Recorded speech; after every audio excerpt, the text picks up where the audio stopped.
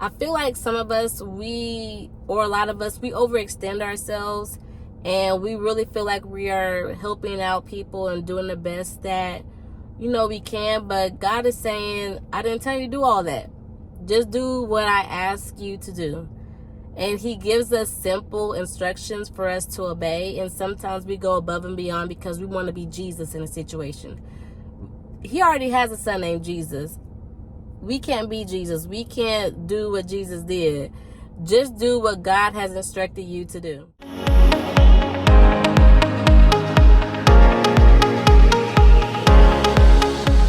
I am back with part 2 of my postpartum update. I think I left off on the formula shortage. Formula is slowly back into the shelves now. For the longest, I was having family members and friends and sorority sisters mail me formula. A lot of them were gracious enough to not ask to be reimbursed, but it was gifted to my daughter, so that was a huge blessing. But now formula is slowly back into the shelves now, and now I'm able to buy it here locally instead of waiting for shipments to come. But I am thankful for the blessings that have been coming our way over the past few months.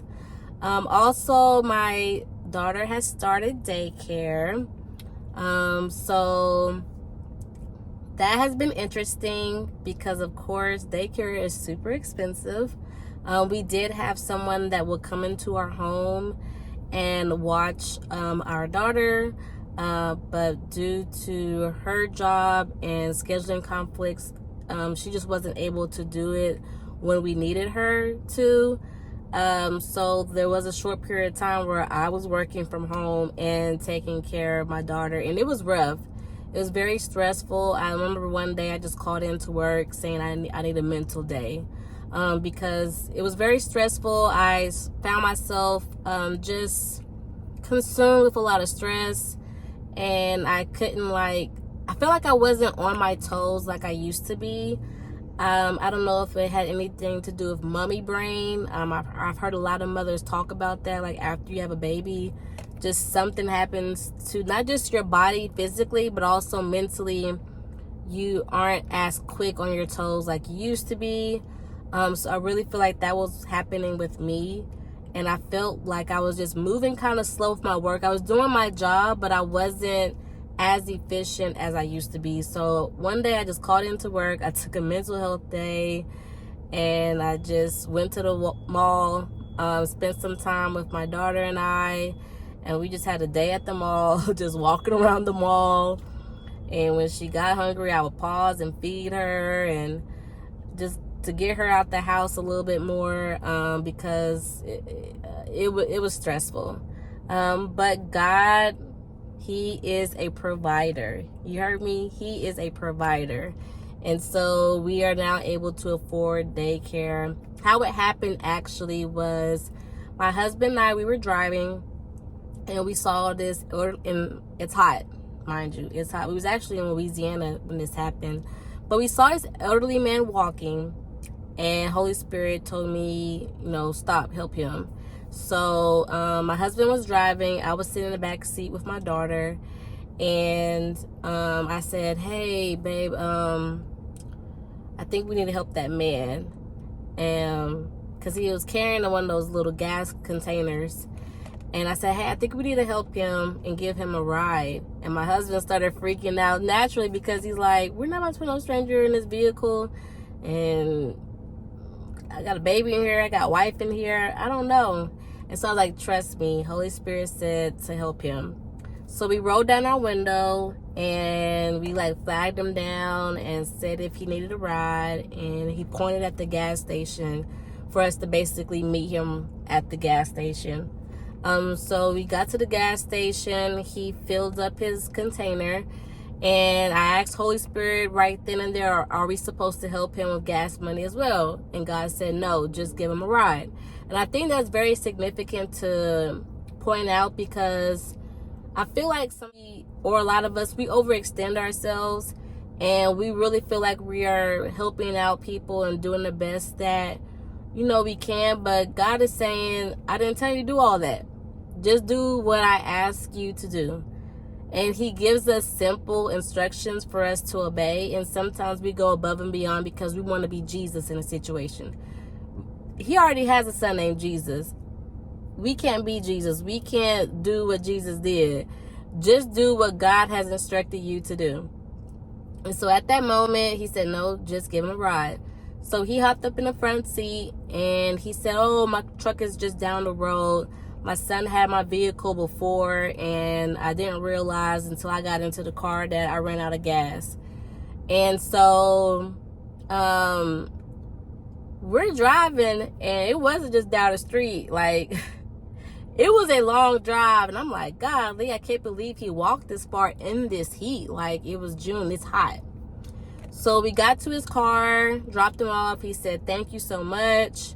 And then as we were pulling out of the parking lot, my husband pointed out, like, babe, there's a gas station right there. Why would he walk all the way down this road to this one? The gas station's right across the street from his truck, like right there. You can see it. And I'm like, man, that has to be God. It has to be God. Like, God was telling us to help this man out. Just do something very simple. And I don't know, maybe it was the heat. He got turned around because he was from the area. So I don't know, but I really feel like after we did that simple obedience of what God instructed us to do, God opened up the doors. And I had a family member help us out. Been a very great financial blessing to us so that my daughter can attend daycare. And y'all, a huge weight was lifted from our shoulders because my husband and I, we were just trying to figure out, like, how we're going to do this. Like, yeah, it would have been fine, doing it during the summer because my husband is a teacher, so he's home from work during the summer. But what about August when it's time for him to go back to the classroom, right? And so we're just so very thankful for what God has been doing in our lives with the littlest things. We did a simple act of kindness and we obeyed God. He opened up the doors and we are forever grateful. So our daughter is in daycare and she really loves it. She loves her teacher. She's awesome. And we really love the school. We had a bunch of daycares like on schedule to tour, but that first daycare we went to, like, God was like, this is it. And even like the way our daughter was interacting with the staff, and like we didn't have any major questions. Like, they answered everything, but like we really didn't have any major questions. Like, the tour of the school was awesome, the staff was awesome, and we left from there like, I don't think we need to follow through with the rest of the tours with the other daycares. This is it. And so we got her enrolled. So she's in daycare. She's doing awesome. She loves it. She loves her instructor. And then a couple weeks ago, we got hit with COVID. There were a couple of cases of COVID at her daycare. I don't know if this video is going to get flagged if I say it, but we got hit with the vid. And there were a couple of cases at her daycare, so we had to quarantine. They say adults quarantine for 5 days and children 10 days if they can't wear a mask. So of course, since we're taking care of her, we quarantined with her. So we quarantined, and it really affected me really bad. I feel like I'm still trying to recover from it. I don't know if you can tell, but I still have this frog in my throat. I'm still trying to recover. I felt like that also messed with my memory as well. Like, so I got mummy brain, and then I feel like I have like some lasting effects with COVID as well. That's what I believe. I'm better now, and I feel like it wasn't until today that I was able to really like get back into the groove of things at work, because I was struggling. I was like, I don't know if this gonna work. But yeah, my daughter's healthy, I'm healthy, husband healthy. We didn't spread it to other people. We took very good care of ourselves quarantining. It's time to hit the ground running. We're planning my daughter's first birthday party. I am excited. I already have a theme in mind, breakfast at Tiffany's. So everything's going to be that Tiffany blue. And I plan on making sure that it's actually a legit kids party. Because I noticed that some people, when they have their birthday party for their kids, and you can do whatever you want, but it seemed like it's more adults and more stuff for the adults and nothing for the kids. So especially for a 1-year-old, that's kind of limited on what they can do, right? So I plan on having a legit birthday party for a 1-year-old, inviting her classmates. So I'm excited. I already have vendors in mind of who I plan on working with. Nervous as well, because it's her first birthday party and I want everything to run smoothly. And I decided that I want to have big birthday parties for like Milestone, like when you turn 1, turn 5. I know a lot of people, they have a birthday party every year. I just feel like that can be taxing. If you're able to do it, kudos to you. But I really plan on Milestone birthday parties, have a big party, everything else in between, just a little bit more intimate. Because this is my only child. Like I shared before, my uterus got ripped out, can't have any more kids naturally. So, I could go out with a bang and just do something big every year, but yeah. So that's pretty much it. Part 2 of this postpartum update. Very quick and short. I didn't have anything major to share except we're doing well. We're staying safe. She's doing awesome. She's enjoying school. She loves her teacher. She does really good. I feel like her favorite part of school is Storytime. I just love seeing how attentive she is with the teacher, and I feel like part of that is because we read to her at home. I try to read with her every night.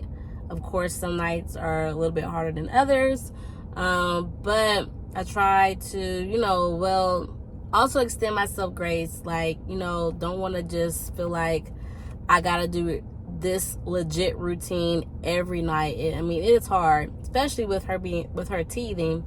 She does have 2 bottom teeth. What I really love about the daycare is that they don't treat all of the babies like an assembly line, but they actually do a lot of fun activities with them, a lot of learning through play, something that a lot of other daycares, when I speak to other mothers, they don't have at their daycare what Joy has at hers. So that's also a blessing.